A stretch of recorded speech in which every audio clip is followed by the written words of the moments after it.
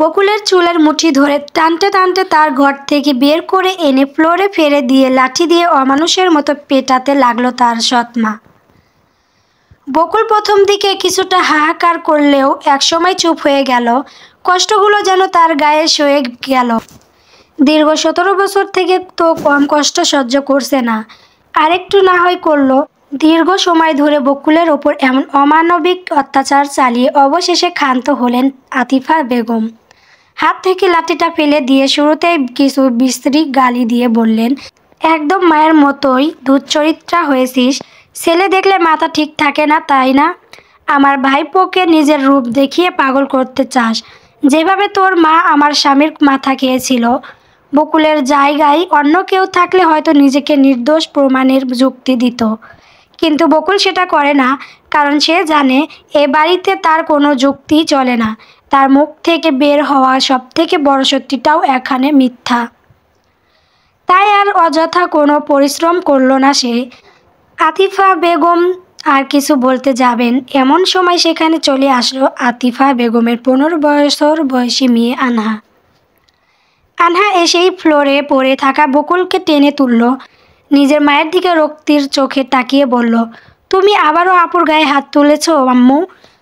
তোমায় না কতবার বলেছি আমার আপুর গায়ে যেন একটা ফুলের টোকাও না লাগে। নিজের মেয়ের মুখে এমন কথা শুনে তেলে বেগুনে জ্বলে উঠলেন আতিফা বেগম। বলে উঠলেন, এই যে এসে গেছে একজন, আমার পেটের মেয়ে হয়ে আমার বিরোধিতা করতে তোর লজ্জা করে না? কিসের এত আপু আপু করছিস? নিজের মায়ের থেকে সৎ বোনকে বেশি আপন মনে হচ্ছে? আমি কি সাধে ওকে মারছি? অন্যায় করেছে তার জন্যই। আমার বকুল আপু কোনো অন্যায় করতে পারে না, আমি কখনোই সেটা বিশ্বাস করব না। তাহলে কি তোর আশরাফ ভাই মিথ্যা বলছে? আশরাফ নিজে আমায় বলেছে যে, আম্মু থেমে যাও, তোমার ওই দুশ্চরিত্র লম্পট ভাইপোর ব্যাপারে কোনো কথাই আমি শুনতে চাই না। ওর কথাই তুমি বকুল আপুর ওপর এত অত্যাচার করছো, ভাবতেও তো আমার কেমন জানি লাগছে। মানে তোমার শুধু অজুহাত দরকার, তাই না? যে কোনো একটা অজুহাত পেলেই আমার আপুর ওপর এমন অমানবিক অত্যাচার করবে। আনহা, খুব আপু আপু করছিস। সৎ বোনের প্রতি এত মায়া, একদিন দেখবি এই বকুলই তোর কাছ থেকে তোর সব কিছু কেড়ে নেবে, যেভাবে এর মা আমার সব কিছু কেড়ে নিয়েছিল। নিজের মায়ের ব্যাপারে এসব কথা আর সহ্য করতে পারে না বকুল, তাই তো কান্নারত সুরে বলে, আমার আম্মু আপনার থেকে কিছু কেড়ে নেয়নি, আমার আম্মু এমন ছিলেন না। আতিফা বেগম এগিয়ে এসে বকুলের মুখ চেপে ধরে বলল, তোর মা কেমন ছিল সেটা আমি খুব ভালো করেই জানি। আমার সাথে পারিবারিকভাবে বিয়ে হয়েছিল আমার স্বামীর, কিন্তু বিয়ের প্রথম 5 বছর আমি কোনো সন্তানের মা হতে পারিনি।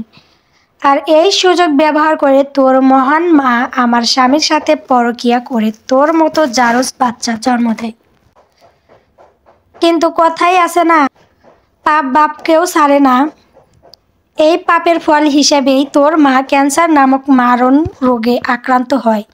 তবে মরতে মরতেও আমায় শান্তি দিল না। তোর মতো আপদকে আমার ঘাড়ে ঝুলিয়ে দিয়ে গেল। শুধুমাত্র আমার স্বামীর অসহায় মুখের দিকে তাকিয়ে তোকে আমি এই বাড়িতে আশ্রয় দিয়েছি, না হলে। বকুল দমে যায়। ছোটবেলা থেকে এইসব কথা শুনে বড় হয়েছে সে, কিন্তু জন্মের পর 7 বছর তো সে তার মায়ের কাছেই ছিল। সে তো দেখেছে তার মাকে জীবনের শেষ দিন অবধি লড়াই করে যেতে। তার মা কতটা আত্মসম্মান বোধ সম্পন্ন একজন মানুষ ছিলেন। নিজের মৃত্যুর আগে অবধি তিনি বকুলের জৈবিক পিতা আফজাল শেখ এর সাথে যোগাযোগ করেননি। আতিফা বেগমের সংসার ভাঙতে চায়নি, কিন্তু শেষ জীবনে যে তার আর কিছুই করার ছিল না। শুধুমাত্র নিজের মেয়ের জন্য তিনি বাধ্য হয়েছিলেন বকুলের কাছে হাত পাততে। মৃত্যুর আগে বকুলের দায়িত্ব দিয়ে যান আফজাল শেখকে। আফজাল শেখও দায়িত্ববোধ এড়াতে পারেননি। কোথাও না কোথাও তার মনে অনুশোচনাও ছিল, সে কারণে বকুলের দায়িত্ব নিতে তিনি কার্পণ্য করেননি। নিজের জীবনে ঝামেলা তৈরি হবে জেনেও বকুলকে নিজের সংসারে নিয়ে এসেছেন। যতটা পেরেছেন আগলে রেখেছেন। এখনও আফজাল শেখের উপস্থিতিতে বকুলের গায়ে ফুলের টোকাও দিতে পারে নাই আতিফা বেগম। আতিফা বেগম কোনো কথা না বলে স্থান ত্যাগ করেন। তিনি চলে যেতেই আনহা বকুলকে জড়িয়ে ধরে বলে, তুমি চিন্তা করো না আপু, আমি তোমার পাশে আছি, সব সময় তোমার পাশে থাকবো এভাবেই। বকুল সামান্য স্বস্তি পায় আনহার কথায়। আনহা এবার বকুলকে আলিঙ্গন মুক্ত করে জিজ্ঞেস করে বলে, আপু তুমি সত্যি করে বলো তো কি হয়েছিল আজ? আনহার কথাটা শুনে বকুলের মনে পড়ে যায় কিছু সময় আগের স্মৃতি। সে কান্না জড়ানো কণ্ঠে বলে, আমি রান্নাঘরে সকলের জন্য চা বানাচ্ছিলাম, এমন সময় আশরাফ ভাই রান্নাঘরে এসে আমার হাত ধরে টান নেয়। আমি ভয়ে ওনার দিকে গরম চা ছুঁড়ে মারি। এরপর ওরা চিৎকার শুনে তোমার মা ছুটে আসে আর উনি আমার নামে মিথ্যা অভিযোগ দেন। কিন্তু বিশ্বাস করো, আমি ইচ্ছে করে ওনার দিকে চা ছুঁড়ে মারিনি। বলতে বলতেই বকুলের চোখ দিয়ে জল গড়িয়ে পড়ে। আনহা বলে, ইস আপু এভাবে কেঁদো না, তুমি তো ভুল কাজ করনি। আমি ওখানে উপস্থিত থাকলে তো ওই আশরাফকে জানে মেরে দিতাম। ওকে নিজের কাজিন ভাবতেও আমার ঘৃণা লাগে। পাক্কা লম্পট একটা। এসব জানোয়ারদের এভাবেই শায়েস্তা করা উচিত। কিন্তু আম্মু তো কখনো তার প্রিয় ভাইপোর দোষ দেখবে না। আমি দেখছি কি করা যায়। বলেই আনহা সামনের দিকে পা বাড়াতে নেবে এমন সময় বকুল তাকে থামিয়ে বলে, এমনিতেই অনেক অশান্তি হয়েছে, তুমি আর নতুন করে কিছু বলো না। কি বলছো তুমি আপু? এভাবে ছেড়ে দিলে ওই আশরাফ আরও মাথায় উঠবে। এবার ওকে আমি একটা শিক্ষা দেবই। তুমি এত ভয় পাও কেন ওকে? ও কিছু করতে পারবে না। একটু সাহসী হওয়ার চেষ্টা করো। কাল থেকে তুমি আমার সাথে ক্যারাটে শিখতে যাবে। মেয়েদের আত্মরক্ষার জন্য এসব শেখা প্রয়োজন।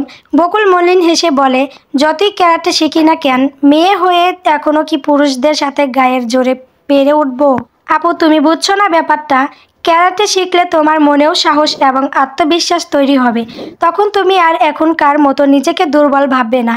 আমি জানি ছোট থেকে মায়ের অত্যাচার অপমানে তুমি যেভাবে একটা ট্রাজিক শৈশব কাটিয়েছো, তাতে তোমার পক্ষে নিজের হয়ে আওয়াজ তোলা কঠিন। বাট ডোন্ট ওয়ারি, আমি আছি তোমার হয়ে আওয়াজ তোলার জন্য। ওই আশরাফকে এবার আমি এমন শিক্ষা দেব যে আমার জীবনেও কোনো মেয়ের দিকে চোখ তুলে তাকাবে না। বলে আনহা চরম রাগে সামনের দিকে ছুটতে থাকে আর বকুল হতাশার চোখে তার দিকে তাকিয়ে বলে, না জানি ও আবার কোন ঝামেলায় জড়িয়ে পড়ে। আমার জন্যই সবটা হয়েছে। আনহার মা ঠিকই বলে, আমি হয়তো এই পরিবারের সব সমস্যার জন্য দায়ী। তুমি আমায় কেন একা রেখে চলে গেলে আম্মু? বলেই বকুল নিজের চোখের জল মুছে আনহার পিছনে ছুট লাগায়। চলবে ইনশাল্লাহ।